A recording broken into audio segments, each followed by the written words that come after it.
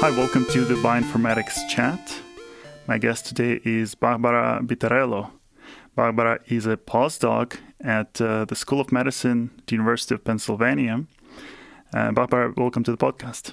Hi, good morning. Thank you. So we will be talking today about polygenic risk scores. And maybe for a start, you could explain to us what these polygenic risk scores are. So polygenic risk scores have become quite famous and trendy lately. Every week there's literally dozens of papers published using that term, but it's actually a sort of recent thing in human genetics. In order to explain how that works, I need to also explain something else briefly, which is what a genome-wide association study is. So ever since we've had access to human genetic data at a genomic scale, we've been performing the so-called GWAS, which is the acronym for that. And so the first one was in the early 2000s. And the goal of this kind of study is to gather as many subjects or individuals as you can with either a disease status and also a control group or some quantitative phenotype of interest that you measure. And then you also get their genetic information, and you hopefully try to find variants in the genome that are statistically significantly more common in the disease group versus the control, or the equivalent kind of measure for a continuous quantitative trait. So ever since we as a community started doing these studies, there was a bit of disappointment because first of all, it's hard to find these genome-wide associated variants because of all the statistical corrections we have to do in order to avoid false positives. And as a consequence, this requires very large sample sizes, which at first we really didn't have. So there's this increasing number of associated variants discovered in the literature because our GWAS are becoming larger. So that's the background on GWAS. And early on, for instance, there was a GWAS done for schizophrenia, which nowadays they're much larger, and they didn't find much. But as a way to try to extract some sense from that data, researchers then pooled all the variants that were not quite genome-wide statistically significant, but that had a trend towards lower p-values, and they combined them in this so-called polygenic score. So that's the basis of where this came from in human genetics, although equivalent of that had been used in animal and crop genetics. And it's actually mathematically a very simple thing. You have these effect sizes that you obtain from the GWAS, right? So for each variant that you tested in the genome, you have an associated effect, an effect size, or odds ratio if it's a binary trait. And then every individual will have an effect size at every locus. It might be smaller or higher depending on which genotype the individual carries, but everyone has the value. So everyone has a polygenic risk score, which is one big advantage of it over looking for, say, rare variants with big effect. And then what you do is you add up all these effects. And there are a lot of assumptions going into this. You're assuming that they are independent. You are considering an additive heritability, which seems reasonable based on other studies that a lot of the heritability is captured by that. And that's basically how it works. It's really a weighted sum of effect sizes. And what you're weighting it by is the genotype.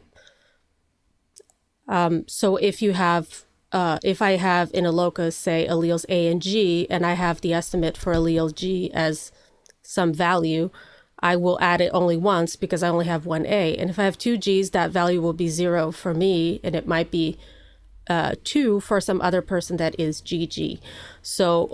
And these variants all have very small effects on the phenotype, but when you add them all together, you have something that may explain a certain proportion of the variation in that trait in a population.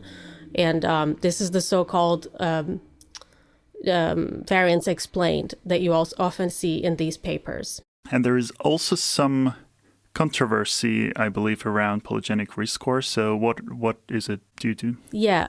So there's a lot of criticism around it. And this is from the simple standpoint of the potential for these kinds of tools being used for, say, embryo selection, or in other words, not in other words. So embryo selection is one concern by some people because some individuals are concerned about embryo selection in itself, but also that carries consequences potentially for the whole concept of improving the genetic pool, or getting rid of individuals that don't pass your criteria on a pre-gestational phase. And I do think all of these concerns are valid because science doesn't occur in a vacuum.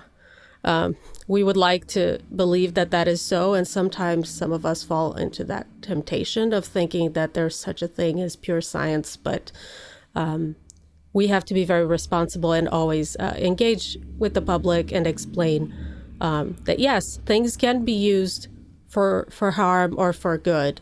On the good side of it, which is what most researchers will be saying they're interested in, we want to be able to screen people for risk, right?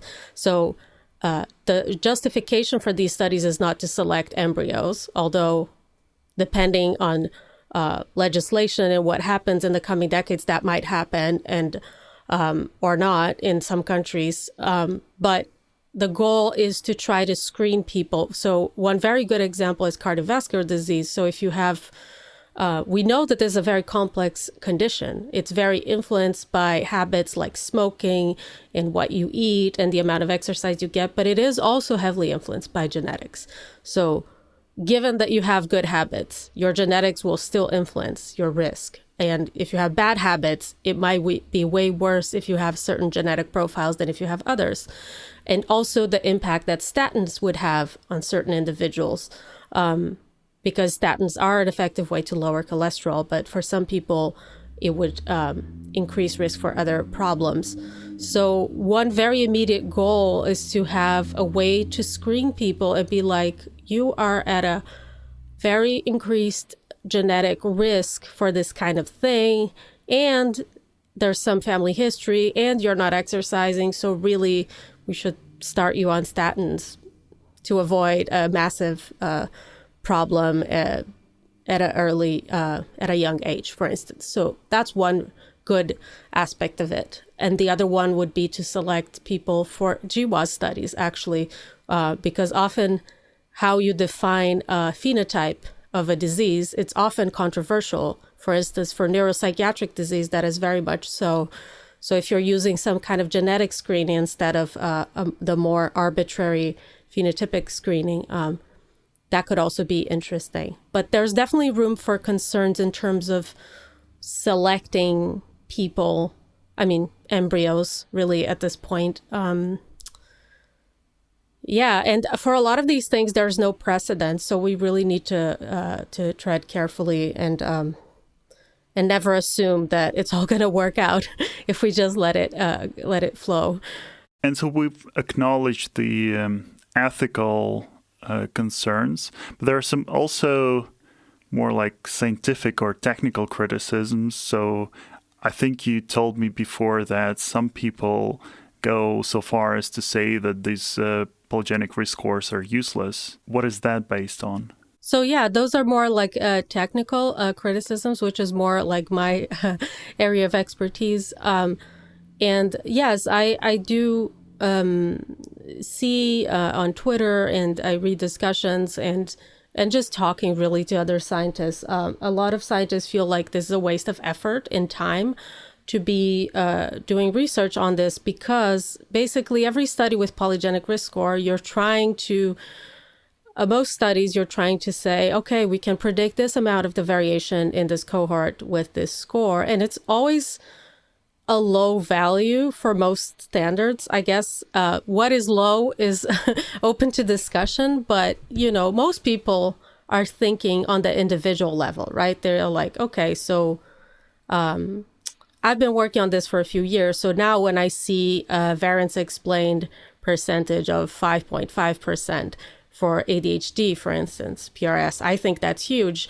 but I understand that that seems awfully underwhelming to most people because you're thinking on the individual level. Like if I do a PRS for you and I tell you, well, your value for this or that is kind of high, what does that actually mean to you? And at the moment, for most conditions that have been surveyed, it wouldn't tell you much in terms of you individually. And so I think I might be wrong because I am not one of the people criticizing it most, but I think that is a valid criticism because it does not seem powerful enough for that kind of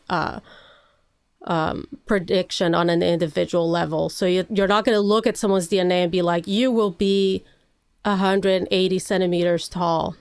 And yes, I speak centimeters. I guess that's about 6 feet.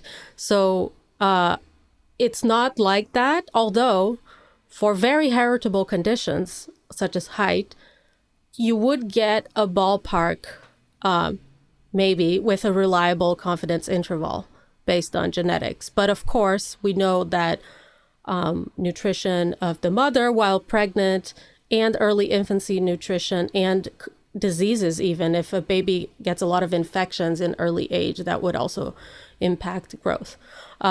So it's not deterministic in the way I guess people expect. I think that's a relief that we're not completely determined by our genes. I do think that that's a relief, but I understand that from a clinical standpoint, it might seem useless to some people. And I see a lot of criticism coming from physicians.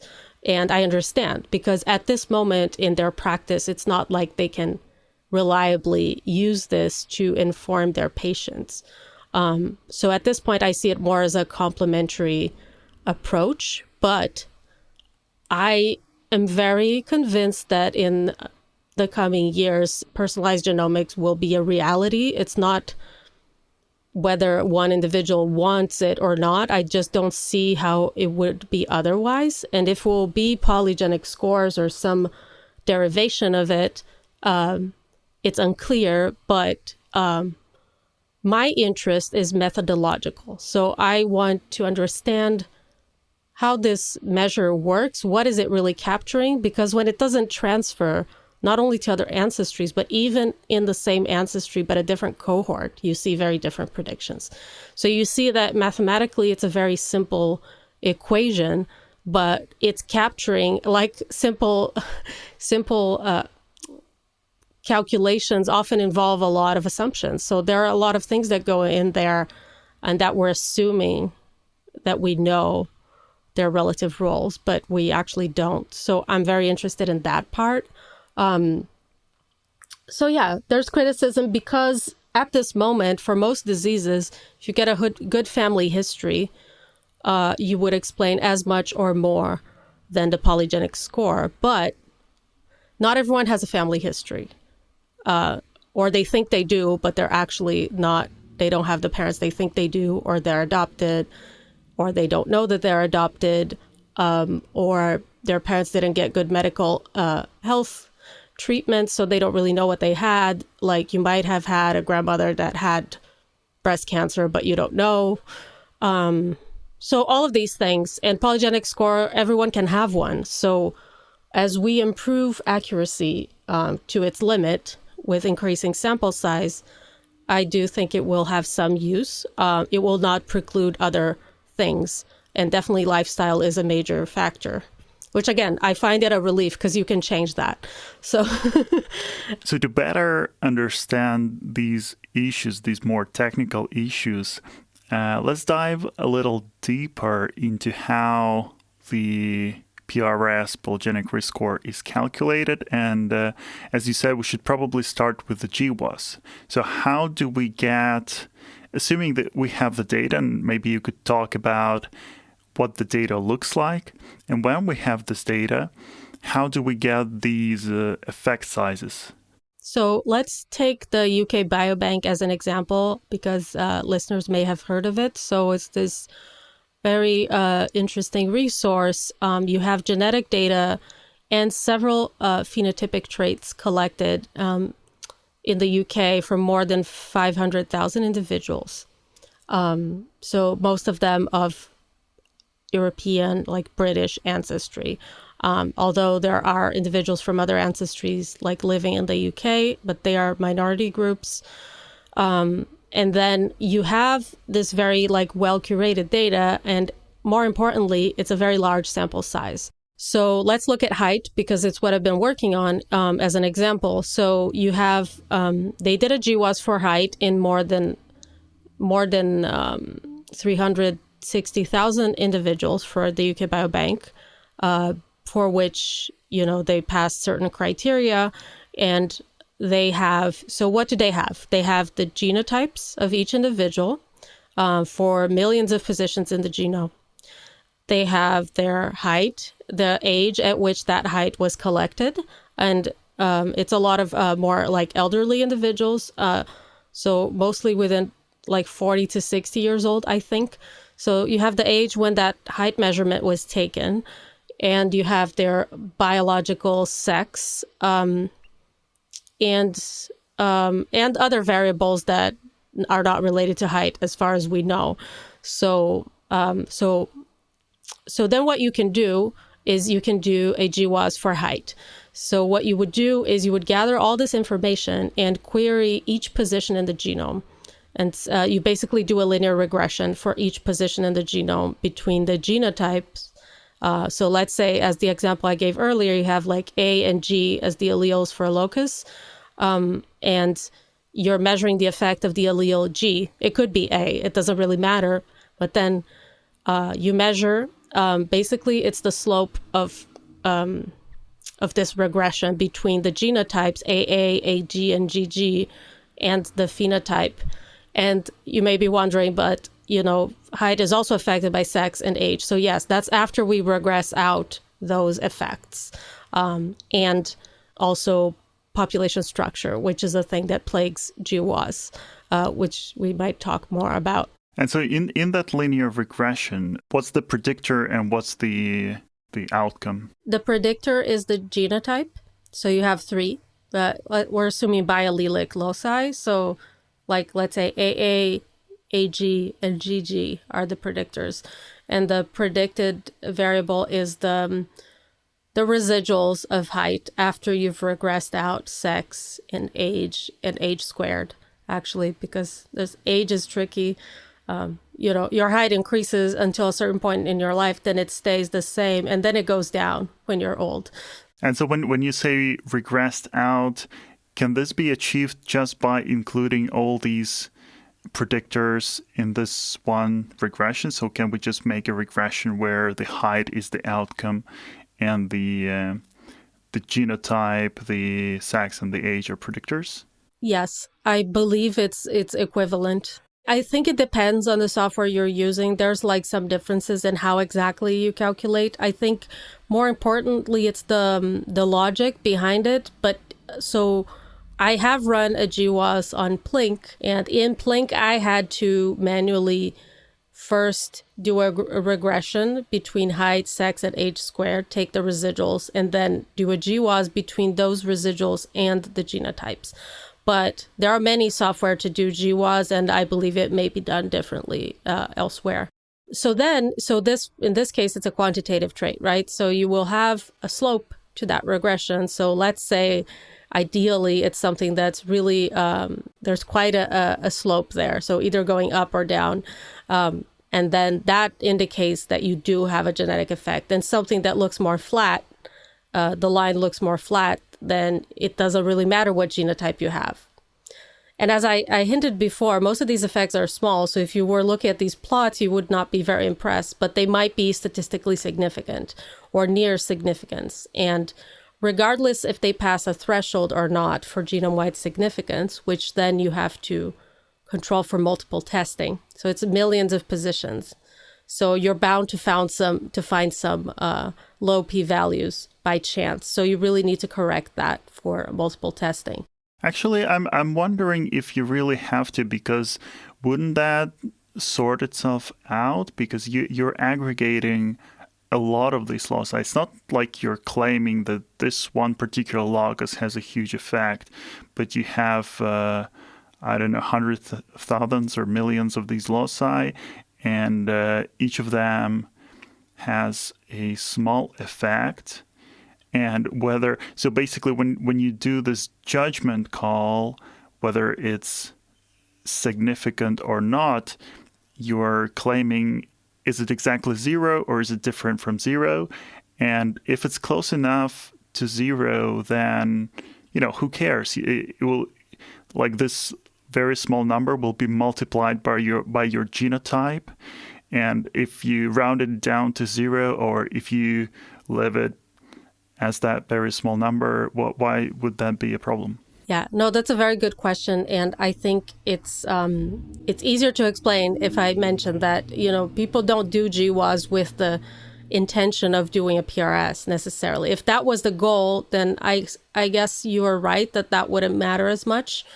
But that's sort of like something that happens afterwards with the GWAS summary statistics, as we call them. So these the betas or effect sizes, their standard errors for each position. So that's what we use in the PRS, and the p-values if you want to do some kind of thresholding. But in GWAS themselves, what you have is a clinical, or sometimes not clinical, but usually clinical interest in understanding what variants help explain a trait. So that's very different from the PRS interest in predicting a phenotype. So it depends on your intention. So then if you do a GWAS for schizophrenia and you're looking for variants that have an effect that is causal in schizophrenia, which is a difficult thing to prove, and GWAS is not even enough, you would still need to do more work there. You want to make sure that what you're claiming that is statistically significantly associated with it is significant, and that it's either the causal variant itself or it's tightly linked with the causal variant, and you can zoom in and look into that. So you don't want to be looking at every variant, because of course not all of them affect schizophrenia. So that's the basis. But if you're doing prediction, if you want to put people in a spectrum based on their genetics and say, oh, you have an increased risk of schizophrenia, so I don't know, don't take mushrooms maybe, or something, then that could still work even if you don't use all the variants. I mean, only the significantly associated variants, which is an interesting thing, because early on people thought, well, we have to use the ones that pass the threshold, which are often very few.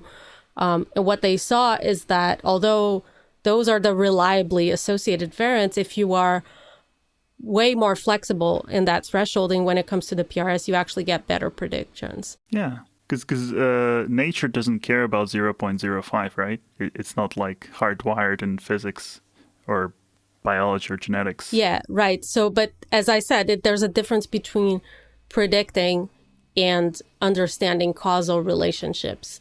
So, and I would say causal relationships are way harder, and it's not what I do. But in terms of prediction, yes, because prediction is statistics. So, you include more data points. As long as you don't include too many like spurious data points that will just increase noise, then you actually get better prediction.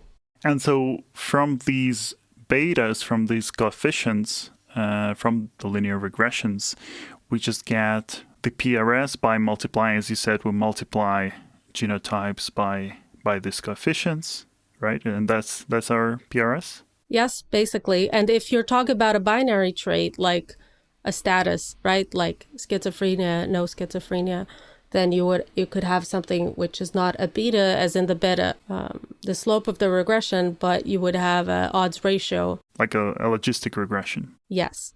But, it's very small differences in terms of implementation. It's just I just wanted to point that out, that it's slightly different, how like the effect size concept is a bit different when you're talking about something that is binary versus something that is quantitative. So, but the same logic applies. It's just that also when it comes to binary traits, ideally people want at some point to have a cutoff at which, if you're above that value, you have a certain condition, or more likely you will say, if you're above this value, your chances of having this thing are X with this confidence interval or something like that. Whereas for height or something like height, what you would see is like for each increasing decile of PRS, you have an increase of X centimeters in height because it's continuous. And you mentioned that these PRSs, these scores, they're not super predictive, right? They sometimes have very modest percentage of explained variance. And I'm wondering, in such an important question, why are we still in like 2021 using a linear model? Like, surely if you fit some kind of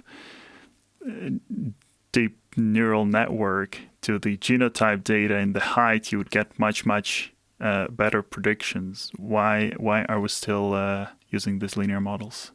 I don't know that I'm qualified to deeply answer that, but so far what I've seen is that the fancier things often do not do a better job than a linear regression for a lot of things. That does capture a lot of the main trend of things that like things like this. So that is what I know so far in terms of the attempts that have been made. Intuitively, I would agree with you, but what I've seen is that in practice, one could argue maybe we don't have enough training data, maybe because machine learning is what you feed it, and there's although on a broader scale, we could say that it is a kind of machine learning in a sense, because you are so when you do a PRS, you are taking these summary statistics from a GWAS, let's say it was performed in the UK Biobank European ancestry individuals. So you have those effect sizes and standard errors, and then you go to a different cohort, presumably of European ancestry as well, but not the same cohort at all. And then you use those values to calculate PRS. And what you would see is that there's so basically it's a problem of prediction, right? Like you could, let's say in that test data, you could split it into train versus prediction and see how well you can predict the trait using that PRS. So it is, in a sense, like a supervised kind of machine learning, I think. But, these deep neural networks, as you're talking about, I don't know how much it has been done so far, but the things I've seen, it's an overwhelming amount of work, and the improvement was not substantial, but I'm not totally up to date on this. Just one thing I wanted to clarify. I wouldn't be surprised if all you have from, let's say, the biobank are these beta coefficients. Right? I wouldn't be surprised that you cannot do much better than just linearly multiplying them by genotypes. But I imagine if you actually gave it the raw data, the genotypes, then it could learn a much better model than we can extract. So that there's a lot of literature on that for PRS, because you have these things like Bayesian linear unbiased predictors and other methods that use the genotype data, not the summary statistics, to make the PRS. And you do see an improvement often, but it's much less than you would think, and it's very computationally intensive, and you have to have access to that data, which you often don't. So unless you have acquired access to all of the UK Biobank data, and even when you request access, your access is for the specific things that you need in order to carry out a certain study. So the summary statistics from the UK Biobank are available to all researchers, for instance, and from several other studies, although even that is not always available, which I find it inexcusable at this point. But, in the GWAS catalog, you can find a lot of summary statistics, and that allows you to use all the methods that only rely on summary statistics. But this BLUP and other methods that do generally give better accuracy, they're not that much better, and they require that you have access to a data that you often don't.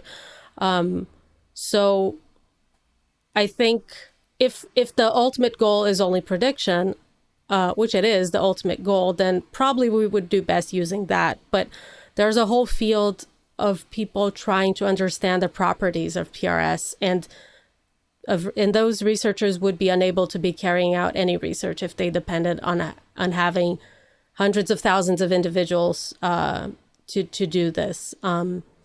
So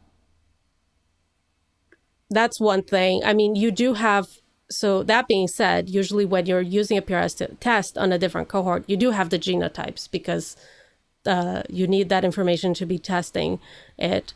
And you could presumably do these methods, but as I said, so far, the comparative studies where you compare performances, and there's quite a few of those now,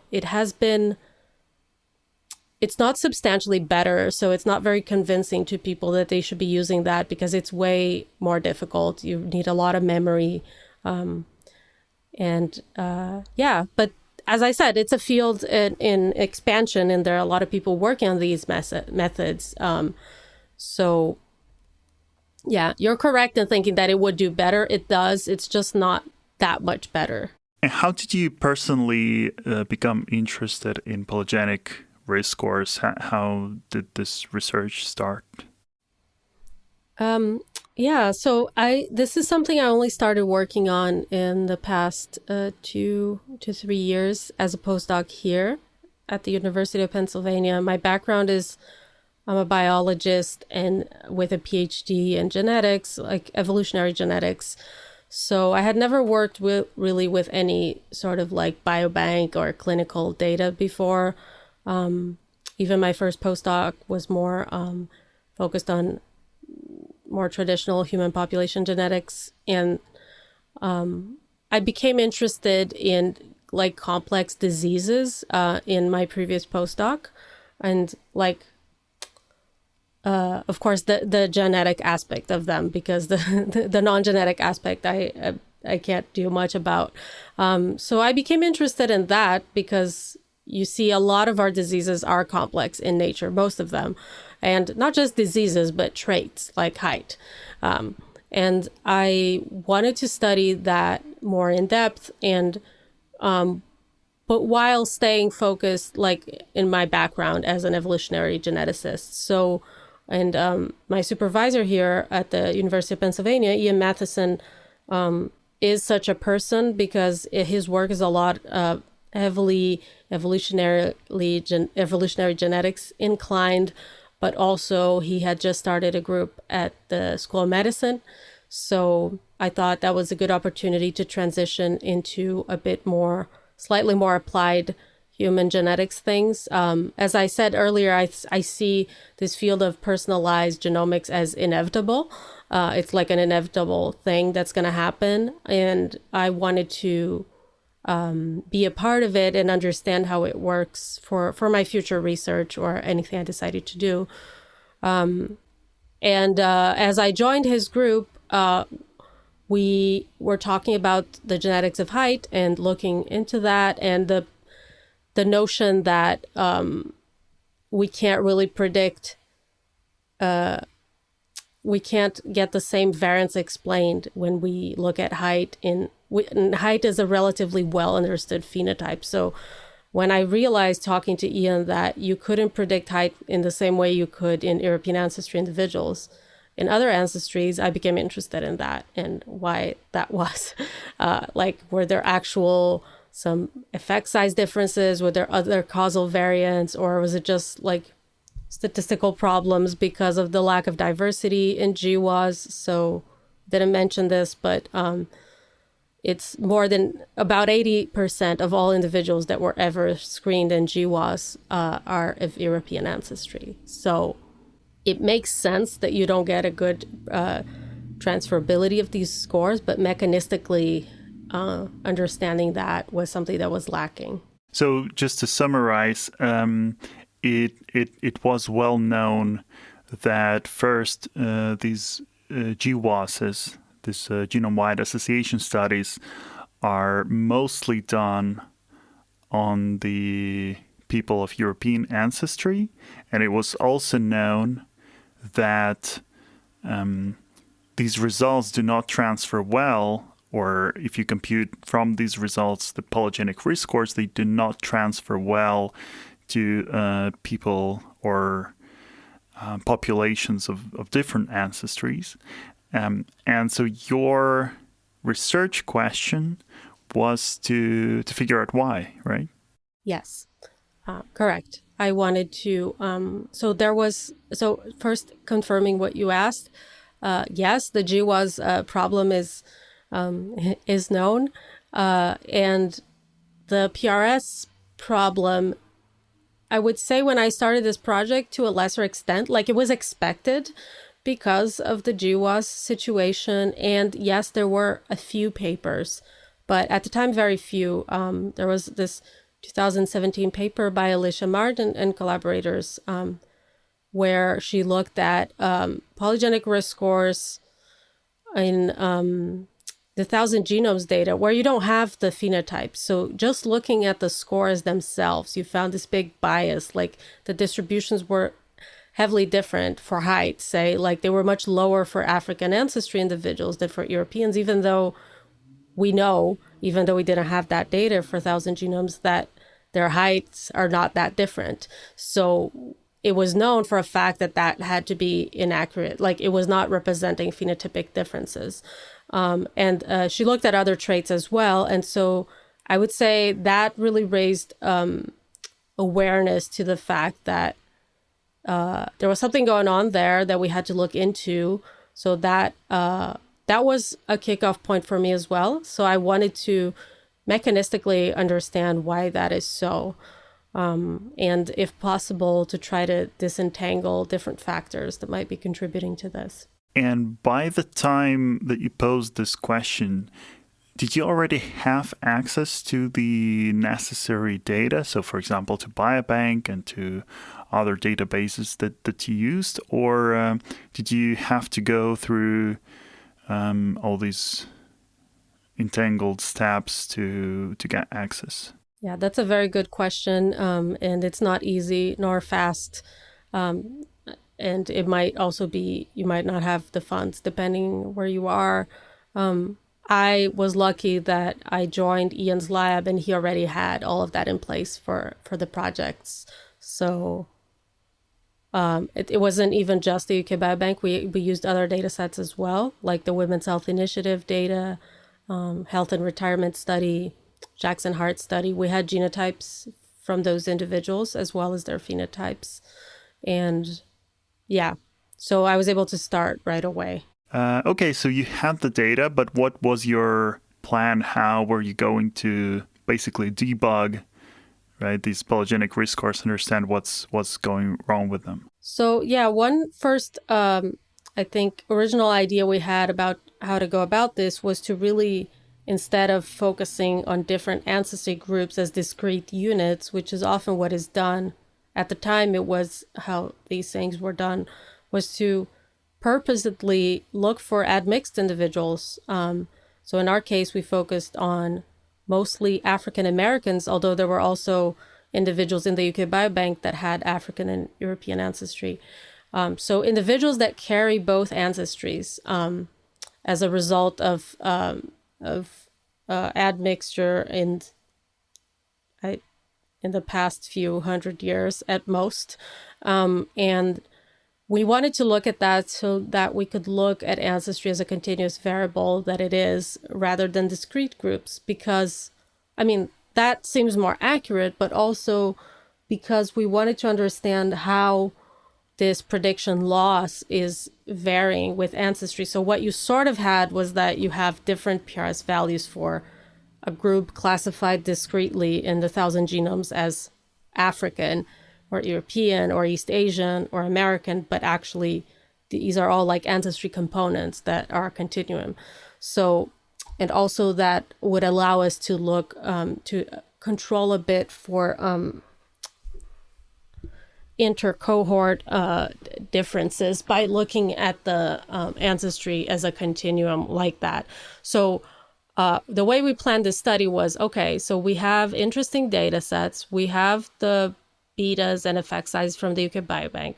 Let's see how well we can predict height using those statistics in all of these different data sets. So the Jackson Heart Study and Women's Health Initiative are African Americans. And then we had the Health and Retirement Study, which based on principal components, we roughly, there has to be a cutoff at some point. So, we required for the African group that they had at least 5% African ancestry. And there were individuals that really only had European ancestry in the HRS. So then we kept them as like our European ancestry test group that was independent from the UK Biobank. But we also had the African or the admixed one, which had individuals with various degrees of European ancestry. So some of them had very low, some of them had a lot, not above 50% though. So we cut off at that so that they were more African than European ancestry. And we looked at prediction for all of those individuals. And then we plotted this as like, so we had ancestry inference for each individual for each position in their genome. So we do this with local ancestry inference. And then we average that out. So you have this like global proportion of ancestry for an individual.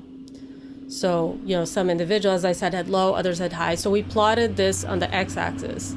And on the y-axis, we had the proportion of variance in height that we can explain with PRS. So what we saw is this remarkable, apparently linear trend, although later we saw that it was not quite linear, but it was definitely very significantly linear. If you use the linear model, that it increases. So the last point in the x-axis would be the European ancestry group, and the point closest to zero would be individuals with basically 0% European ancestry. And you can then have this regression and the slope, and the prediction was, and with that, you could theoretically predict how well you could explain prediction for anyone along that line. Although, of course, it's not perfectly linear, but it was, so that's like the first figure in our paper. That linearity or approximate linearity was the first strong result. We expected to see differences, but frankly, I did not expect it to be so huge like that. Just to make this clear, so far, what you got, and I don't know, maybe this is like a post hoc bias in me, but it sounds like that was just confirming more or less what you already knew, and that was consistent with your hypotheses, right? That the proportion of let's say the African ancestry explains the predictive accuracy of the PRS, but that didn't necessarily teach you anything new, or did it? No, it just showed us that it's approximately linear in a very strong way. So before, what you had, and not a lot of it, was that you would have like 2 points, right? You would have a point for African and a point for European, and you would be like, okay, there's this difference. And, inferring a regression line there would be incorrect because we didn't have any points in between. So now we did. And we just, right. So that wasn't like earth shattering or anything, but it was definitely very interesting to see. And then we were able to go into the more nitty gritty details. So one first thing, so there were a few things we imagined were impacting this. I will just name a few. One of them is allele frequency differences. So we know from human population genetics that just as a fruit of how we expanded and colonized the globe, different parts of the world, some populations were a bit isolated from each other for some period of time, and they drifted, like genetic drift affected allele frequencies and other genetic patterns in different ways. People often want to interpret all the differences as the result of selection, but actually a lot of it is just drift. Some of it can be local selection for specific traits, like you have skin color where there's evidence for selection and lactase resistance. But, a lot of things are just allele frequencies and presumably changing because of drift across populations. So populations that share more drift would have less allele frequency differences, and populations that have more diverged drift would have more different allele frequency differences. And the same goes for recombination patterns. How would those differences explain the difference in the prediction accuracy?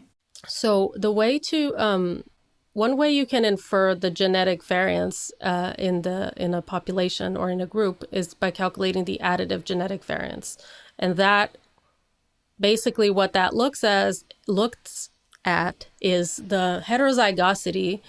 And so think of a locus where you have P and Q are the frequencies of the different alleles. So if one allele is very common, this 2PQ is going to be not such a high value, but if they're mostly at intermediate frequencies, you have a higher value. And then you multiply that by beta, the effect size squared, and you have the additive genetic variance. So because the genetic variance in a population will depend not only on the effect size of the variant, but whether it's present or not. So you detected a variant with an effect in the European cohort. Let's say it has a considerable effect on height, but then you go to the other cohort and that allele is basically absent. So although even if you consider that the effect size is the same, it's not different, it's just not present really. So when you do proportion of variance explained, that will depend on the actual variance you have in the population. So that is why the allele frequency matters. If you had the exact same allele frequencies across these populations, you would for sure see a much more similar prediction. But maybe not the same because we saw that other factors have an influence as well. So I see how that would work if, for example, so we're doing our GWAS in the European populations, and if these European communities, they don't have some allele, like they don't have it at all, and that allele affects the height, then it makes sense that we wouldn't assign any weight to that allele, and our PRSs would be off in the communities, in the populations where this allele is present. But assuming that the allele is present in the European population to some extent, so let's say that allele is 20% in the European population and 80% in the African population, like it's not obvious to me in that situation that we would suffer any prediction loss just due to a different frequency, as long as that frequency is not like very close to zero. Okay, that's a good question. The extent to which that would impact it is something that I guess one would have to devise mathematically, and that would rely on assumptions that are often not true. So this is a very complex problem. So you have basically the scenario you just outlined, and then the opposite one, which is it's somewhat common in European ancestry and somewhat rare in the African ancestry. I'm not even talking absent. So let's say it's the other way around. It's like 80% and 20%. If that happens for one variant, that won't be a big deal. But because height, for instance, is impacted by at least 3,000 independent genome-wide association variants, then if you have that for a lot of variants, then you could have a difference because they're just way less common in the African background. So that variant will have a smaller contribution to height just because it's not common, not because it has a different effect size. Yes, but why would that affect the prediction accuracy? So yes, those coefficients will be mostly ignored. But then again, since this allele is absent, let's say in a specific individual, right? The specific individual doesn't have that allele, and therefore they would not get the effect associated with that allele. Mm-hmm. But that's only fair, right? Because that allele does not contribute to the height of that person. Right. But so the problem is not on the individual level, it's in the population level. So if you're thinking about an allele that has a substantial effect in the European ancestry background, and then you go to the African one and it's pretty rare, only a few individuals carry it. It's there, it has an effect, but it's only a few individuals. Then when you're predicting the proportion of variance explained by PRS in that group, it's not per individual, it's per group, right? So then that makes a difference. You are correct that if the individual doesn't have the allele, then we should include it in the PRS. That is how the PRS is calculated. But then as a group, which is how PRS is useful so far in the papers, that's how we want to see proportions of variance explained. No, I understand that, but in order for the polygenic risk score to be less accurate in the population, it has to make, I know I'm talking simplistically a bit, but it has to make errors, right? It has to make inaccurate predictions, because if for every individual the accuracy is as high in the African population as it is in the European population, then why would it be less accurate in the aggregate? Let me think of another way to explain this. So when we do the proportion of variance explained by PRS, what we're doing is we're doing a linear model of of height determined by sex, age square. And then we do another model where we include all of that plus the PRS. And we're checking what is the difference in partial R squared. So basically what we're saying is, after we've accounted for other factors, how much of the variance can I explain with the PRS? The additive genetic variance in this hypothetical scenario that I outlined, where you have a lot of variants that are more common in Europe than in African backgrounds, and actually that does not seem implausible because GWAS are biased to more common variants in the detection cohort, then your upper threshold of variance, genetic variance, is different across ancestry. So the maximum that you could possibly predict is different by definition, because you have less additive genetic variance segregating in the African group. So it's like, even if all of the other things are the same, you don't have the variation in that population enough to have the same additive genetic variance. So you would have different values for Europe and Africa in this, for European ancestry and African ancestry in this example, which you often do. And then additive genetic variance, as I said, it only depends on allele frequency and the effect sizes. But we're assuming that the effect sizes are correct in this. But it could also be that they're actually different across ancestries, which is a further complication, which is why I said the problem is complex. But let's say it's the same. So if you have an effect size of 0.01 in European ancestry and it's the same in the African background, but that allele is just very rare, then the additive genetic contribution of that allele in that population is small because of its being rare. And in fact, if you had done the GWAS in that group instead, you'd probably not have detected that variant as significant because it's not common enough to pass significance. So yeah, it gets very mathematical at this point. And, it's in these kinds of studies, it's often difficult to disentangle the biology from the statistical, but more methodological problems. Okay, so based on what you just explained, I think it makes, I think I understand it. And let me tell you the way I understand it, and you tell me whether it makes any sense. So you're saying that these common variants in the European population, they explain a lot of variance, and because they are absent in the African population, we're sort of taking that variance away.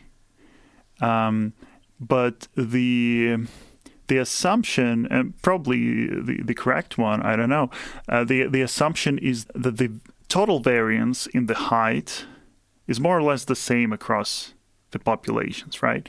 And to me, what this means is because by reducing the frequency of those alleles, we sort of taking some variation away, there must be other alleles in the African population that sort of take the role of those alleles in the European population that are less frequent, right?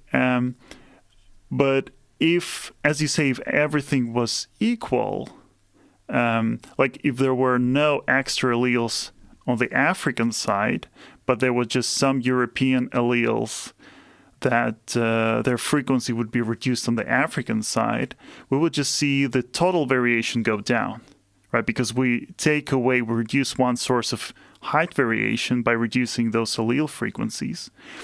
And so we would just see smaller contribution from those alleles, but also smaller total variation with the proportion remaining constant. But apparently this is not so. Apparently, probably I'm assuming that the total variation is comparable, but that just means that there are other alleles that have taken the role of this high impact alleles in the African population. So in other words, it seems to me that these allele frequencies, the situation that we were discussing just now, that where there are some common alleles on the European side and there are less common on the African side, by itself, like causally, this does not impact the accuracy, but it's just we can conclude from this, if the total variation is comparable, we can conclude from this that there are just some variants on the African side that were not discovered on the European side. Does that seem plausible to you?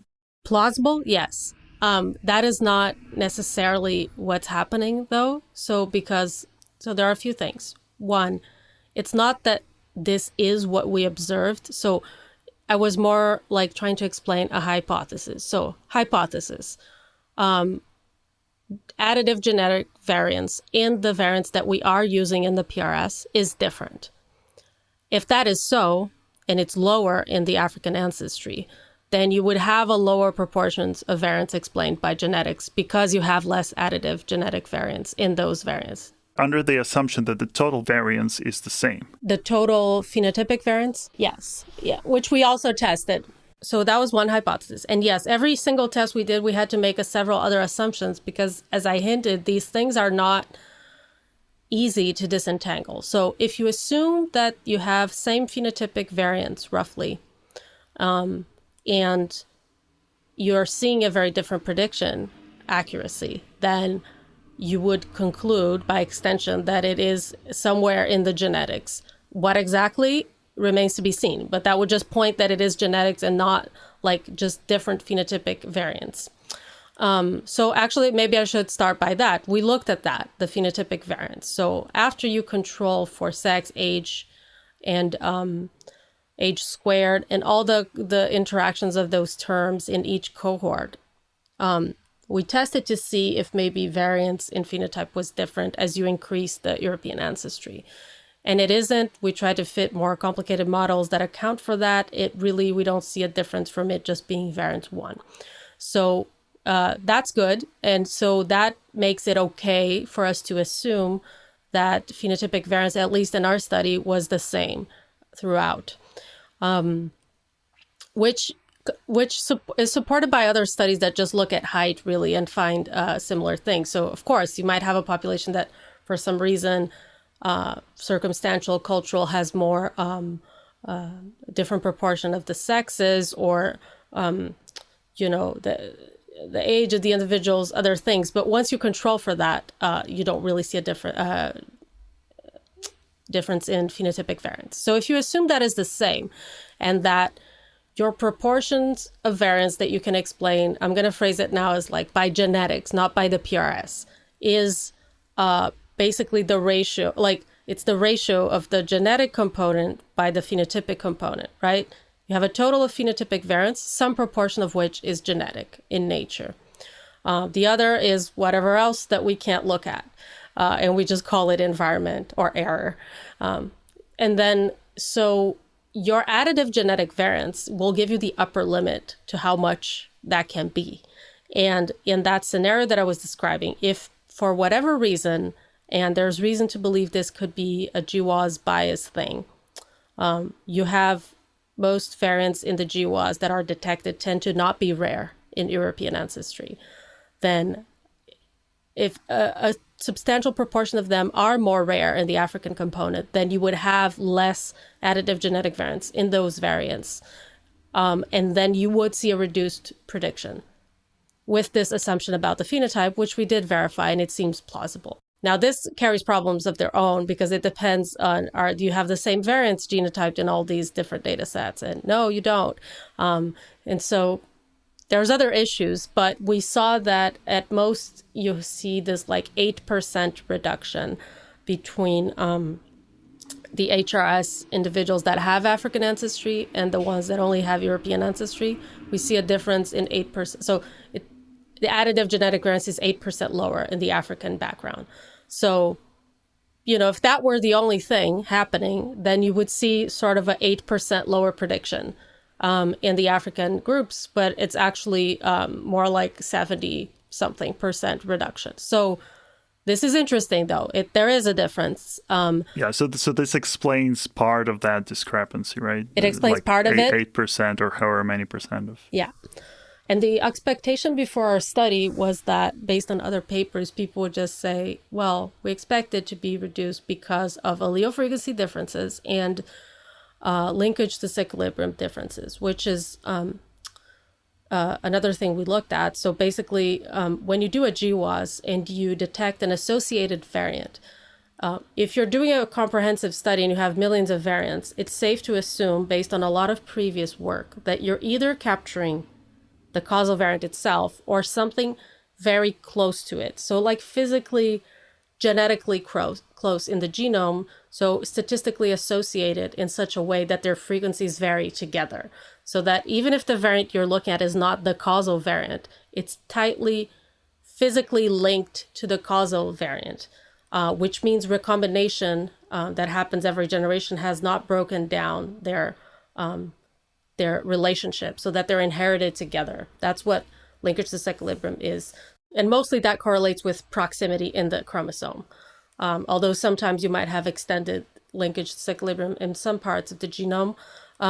So we know, based on recombination maps, that these patterns vary across ancestries, in particular between African and European ancestry. There are some regions of the genome where it's very similar, but in some regions it's very different. So basically, overall, there's been, you have more LD in the European ancestry populations than the African ones because of population genetics that I won't have time to go into. So when you're capturing a variant in a GWAS done in European ancestry, and you're saying, okay, this is tightly linked to some causal variant, it might not be causally linked. It might not be in tight linkage with the same causal variant in a different ancestry chromosome. So, the allele frequencies and this were the main things we thought would be driving this pattern. And we did a number of analyses to try to investigate this one. And we did find some evidence that as you have higher recombination rates in certain parts of the genome in the African background, you do have less of a prediction in accuracy when you compare to the Europeans. Okay, so that would hint that there is effective recombination. Like when you have a lot of, I'm sorry, I think I said it wrong. So when you have less recombination in the African background, you would tend to have less of a difference between African and ancestry in the prediction. But as you increase recombination rates in the genome, those areas of the genome, if you calculate PRS just based on those regions, then you have a greater difference between the ancestries. So what that suggested is that, and that's in the way we formulated this test, it supports the notion that recombination rates do have an impact in the prediction accuracy. So because if there wasn't such an effect, you wouldn't see these differences. Another way we tested this was by looking at, so most of these data sets were genotypes. So you have like SNP arrays. It's like either a few 100,000 or a few million variants that are genotyped. But some of these data sets had also heavily imputed data where you have way more variants. So presumably if you had a higher SNP density, so more variants, you would be able to better tag the causal variant in the African ancestry, even though there are linkage equilibrium differences. And what we saw is we saw no difference when we used imputed data. So it seems that result in itself, I think, just supports that the SNP chips are capturing most of the relevant variation. I don't think it suggests there's no effect of recombination, but it does suggest it's not huge and that the chips are getting much of this variation. So our conclusion from that part was that, yes, there is an effect. It was definitely, even when the predictions were more similar in the low recombination bins, they were still very different. So you still saw a huge prediction accuracy loss comparatively. So basically, it's not enough to explain what we saw. And then you could be like, okay, but there's this and there's the allele frequencies. Well, actually, these things are not independent. So it's not like we can just add them up and be like, okay, we found the total that explains it. But we do find that those things by themselves don't explain this. And even if we combine them as independent things, they wouldn't. So, and they're not independent, so we can't do that. So we investigated other things. And most notably, there was a previous paper, not our paper, that had done this multi-PRS approach where they, for some traits, if you have a GWAS in another ancestry that is not European, you could then get those effect size and combine them and do like a linear combination of PRS, one for European ancestry and one for, say, African ancestry. Just linearly combine them and weigh by a factor, and you did get slightly better predictions. So this paper is from 2017. So to be clear, you would combine the coefficients from the European GWAS and from the African GWAS, and the result would be a good predictor for an admixed population, right? For someone carrying, let's say, 30% of the European and 70% of African ancestry. So you would combine them with these weights. Yeah. That would be the best case scenario. That's like hypothetically. In practice, it was very underwhelming, both in that study and when we did it. So I only had like 9,000 individuals to run a GWAS on with African ancestry. So that's very small compared to 360,000 European ancestry. But we did that. And then we devised the PRS from those effect sizes instead of the European ones and try to predict height. So not surprisingly, that performed worse by itself than the European one, but that's probably just due to sample size. If we had a bigger GWAS, it would probably have been better. So then we combined them following this approach, and we developed some additional approaches. And all of it resulted in very minor increments. But I really do think that was because our GWAS was very small, because I have continued to work on this, and now I have like a bigger meta GWAS combining other studies. And I see that you can improve it more at these approaches when you have a decent sample size, although it's still very far from the maximum, which is what you observed in the European ancestries. But there is one conclusion of our paper is that there was some potential for that if we can get better sample size. So like ideally for an admixed individual in the future, if we have, like, let's say an African American individual, if we have a GWAS done in European ancestry and one in African, ideally we can mathematically, with some training of the data, find a way to get the best predictor. But reality is like, we don't have those GWAS, and that's like, and a lot of ancestries, we have no GWAS at all, not just that they're small in size. So, and as you hinted at before, there might be a lot of variants that have causal effects that we don't even know because they haven't been screened. They haven't been captured by the GWAS. So there are a lot of like upstream problems with how the GWAS are done, and they avoid mixing ancestries because that makes the GWAS more difficult to disentangle. So there's reasons why GWAS are mostly done in one ancestry, and historically why that ancestry has been European. But now it's just a problem that perpetuates because funding agencies want big GWAS, and big GWAS are more likely to be done in Europe and North America. And then even though you can recruit other ancestries, mixing them in the GWAS includes more work, which could have been a priority, but it wasn't. So it includes more work disentangling what is just ancestry differences and what's actual causal difference in phenotype. And that also, I imagine that also depends on your goal. If your goal is to find causal variants, then probably you have more power in a more homogeneous population. No? No, that's very interesting. One thing that you greatly benefit from having a more diverse GWAS is you're better able to pinpoint what the causal variant is, because then you have more variation in these recombination profiles that I mentioned. So it allows for better fine mapping. It's a very big advantage of having diversity in the GWAS. So you're better able to narrow it down. And there are a lot of methods just for that. There's only so far you can go if you're looking at an homogeneous population, especially one that is not particularly genetically diverse, like European ancestry. So like there's a lot more genetic diversity in Africa as a continent, and it's very, very undersampled. And so including just a bit of diversity in GWAS has great benefits in variant detection and fine mapping. There's a lot of literature on that.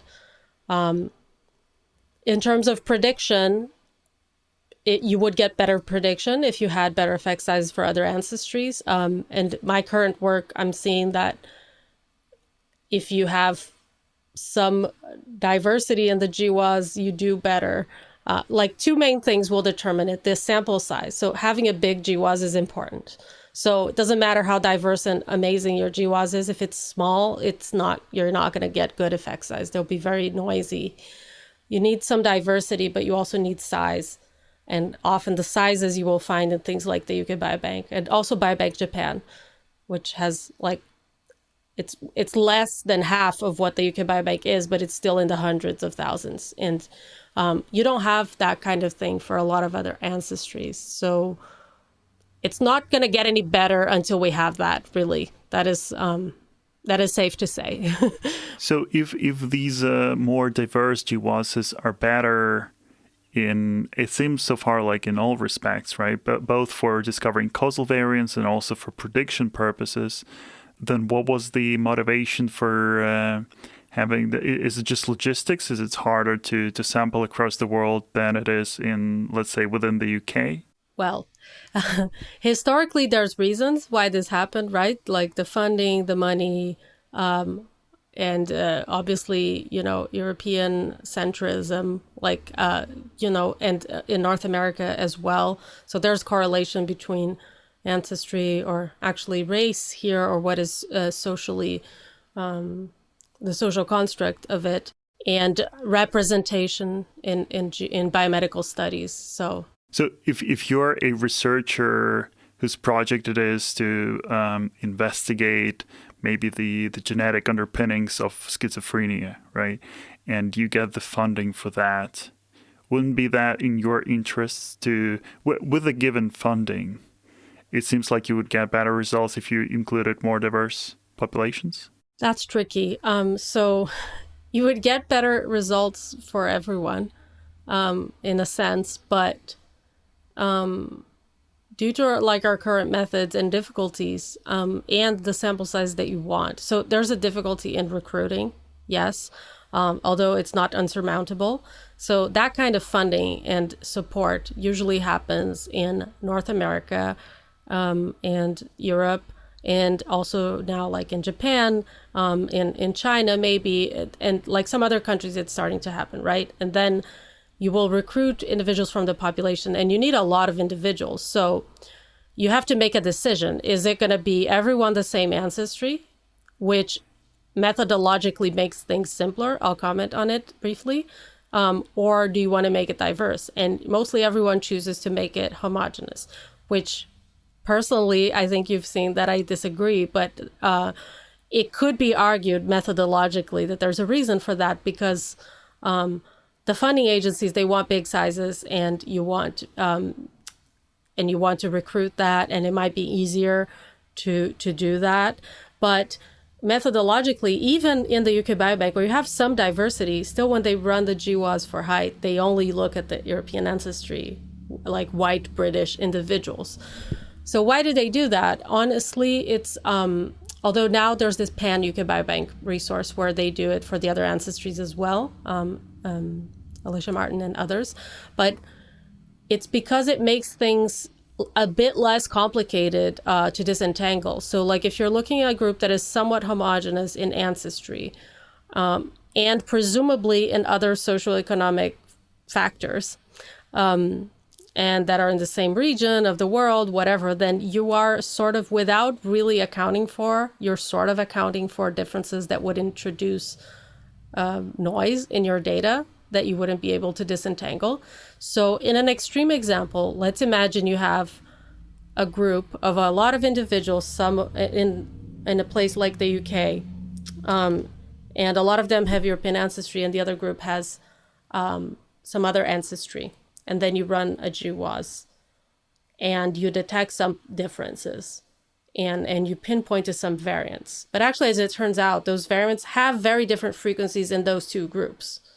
And then you don't know if what you're capturing is a variant that has very different frequency in those groups because it is causal to that phenotype, and that's why you see the phenotypic difference, or because it's just different across the groups because of drift, and the phenotype is different across the group for non-genetic reasons, and what you're actually capturing is the ancestry difference that helps explain that difference in phenotype. So if we're very extreme, if some other ancestry group is getting much worse health outcomes or prenatal care or whatever, and that's not actually true, but let's hypothetically say, and then you end up with very different phenotypes for those two groups, that is not genetic in origin. What is genetic is that there are some genetic differences in frequency between those groups. So then when you do a GWAS, you might conclude that some variants are associated with that are not actually biologically associated with that. And that can always happen in GWAS. It's always hard to be sure. But if you're reducing that other source of variation, it makes things a bit less complicated. So people do argue in that direction, and I understand, and it's true that you're introducing more complication. But it's also not fair to keep doing GWAS that only represents a small proportion of the genomic variation seen in the human species, and to devise polygenic risk scores that, you know, are published every week in big journals. And it's most of them only, there will be a line saying we only did this for European ancestry individuals. So I think it being more difficult at this point doesn't justify not doing it, or not focusing our efforts in making those methods better to disentangle. That makes sense, yeah. So it sounds like we should just be investing in better methods, right? Methods that control for for those differences. So the naive take would be just to include more predictors. If you include things like socioeconomic status and the location and other things like that, you'd probably reduce these undesirable correlations and confounding factors. But I'm sure it's more complex like that. We just need better methods. I think we also have to sometimes shift focus. Like, it is true that it adds complications, but also think about all the benefits that it adds. In addition to being more fair and equitable, you detect more causal variance when you do this, when you include even a bit of diversity. That is well documented. You do better fine mapping, so you're going to get closer to causal variance more quickly if you do this, and potential drug targets and whatnot. So often we get like hooked on something that is a difficulty and don't look at like a change in perspective that this is what our species looks like. We have variation, and that needs to be looked at instead of like swept under the rug. But often in science, especially in the early days of things, we try to, of course, keep things less complicated so we can gain some insight, which is reasonable. I just think we have moved from that stage already in human genomics. And I think a lot of people agree. There's definitely a shift happening. But yes, I always like to take the opportunity to say that that as it is, these polygenic scores, even the best ones, the most promising ones, they are restricted to individuals of European ancestry. So when you do your 23andMe or whatever and you get a result, that's based on, they will say that there, it's written if you look for it. But it doesn't say that we really don't have prediction for most of those things for other ancestries, right? So, and I don't mean just one company, I just mean in general, because that is a limitation of current science results. So returning back to your study, so you had these several hypotheses. What might be explaining the lower prediction accuracy of PRSs? And did you find any, like, I know that you had quite a lot of hypotheses that you examined. Were any of them more successful in explaining this than the two we already discussed? So the differences in allele frequencies and the linkage disequilibrium. So we did look at a number of other things, and our big picture conclusion is that those two factors do influence it. They're not enough. They're on their own or combined to explain the entire loss of accuracy we saw. We also find evidence that including ancestry-specific effects could improve prediction, although that was heavily limited by the sample size we had. And now, based on someone else's paper on bioRxiv and work I'm doing, and a paper published earlier last year also, there's reason to believe that with larger sample size, you could see better improvements. And this is not final yet, but I don't think we would reach the same level of prediction you see in the European ancestry. And at this point, it's still unclear if it's because the GWAS, even the bigger ones, are smaller than the UK Biobank or what's happening. One conclusion from our study is that there have to be differences in effect sizes across the ancestries. And this is like the marginal effect size, which is an aggregate of the causal variant, whatever it is, and the variant, the variant that's tagging it, plus everything that is inherited with it. So it's not necessarily the causal effect, but it's the marginal effect size. We also find evidence that even the direction of the effect is different. And we saw that because even when we did a PRS, where instead of weighing by the effect size, we weigh only by the sign, positive or negative. So we multiply by -1 or 1. We saw that same linear trend. So as if it was just a matter that the effect sizes from European ancestry don't really explain because they have other magnitudes in other ancestries, then we wouldn't have seen this pattern where there's no magnitude, there's just direction. So that's very interesting and promising because so these results combined convinced me that there's more going on than just allele frequency spectrum and LD differences, that there might actually be effect size differences. So there are a number of reasons why this could happen. There could be cases of some local adaptation. So like local adaptation in one population, but not the other. Epistasis, so like cis epistasis in one population, but not the other. Environment by ancestry factors that were very, very hard to detect. And gene by environment effects that are specific to certain environments. What all of this suggested to me is that there was way more of those things going on than we would like to admit when first we went into this. And this is for like a trait that is relatively well understood, which is height, and which is estimated to be 80% heritable.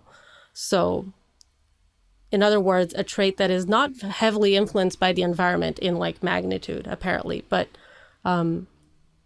so even for that one, things are very complicated. So there are a number of limitations with our study. We're not really able to disentangle because these things are not independent. It's just the nature of how they are. We don't know if we would see similar trends for other traits that have different architectures, different, more subject to selection. For instance, like diseases, you would expect more selection, which could be different across populations. Although there's some evidence for selection in height, but it's often inconclusive because the data sets, there's still a lot of discussion on that. So basically, it's a very complicated problem. We should still keep trying to invest in these multi-PRS approaches where you combine different ancestry PRSs, but that also depends on having GWAS for other ancestries, which we don't really have most of the time. And I think there's a lot of room for method development and investigation. So like papers like this one, where we just try to disentangle things. So you mentioned epistasis, and that's basically interaction, right, between different loci, where one locus affects the effect size or even the effect direction of another locus.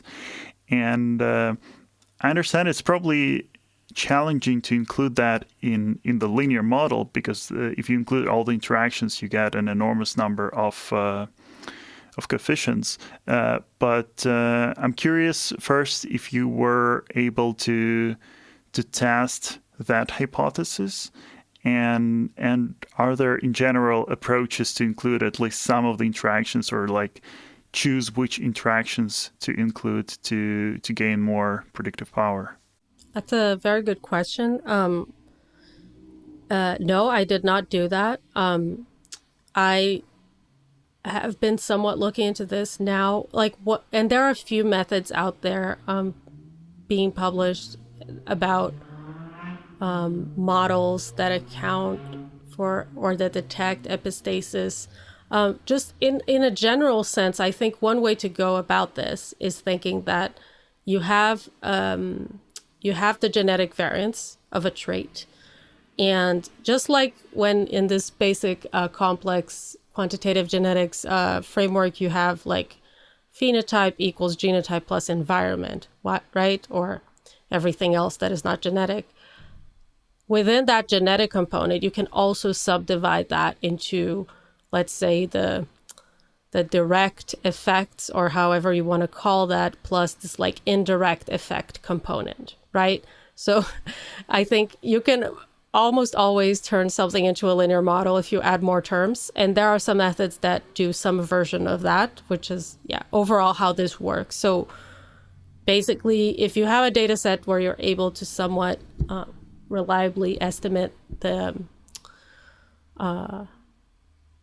how much of these effects are direct, then, or how much of it is epistatic, then you could like infer the other component. It's definitely not simple.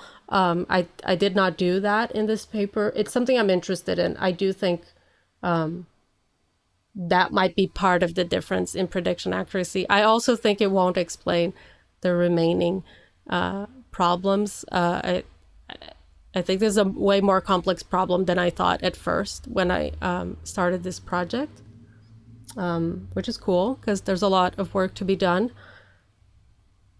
Yeah, I guess I don't know too much about that literature yet because it's something I'm only starting to work on now.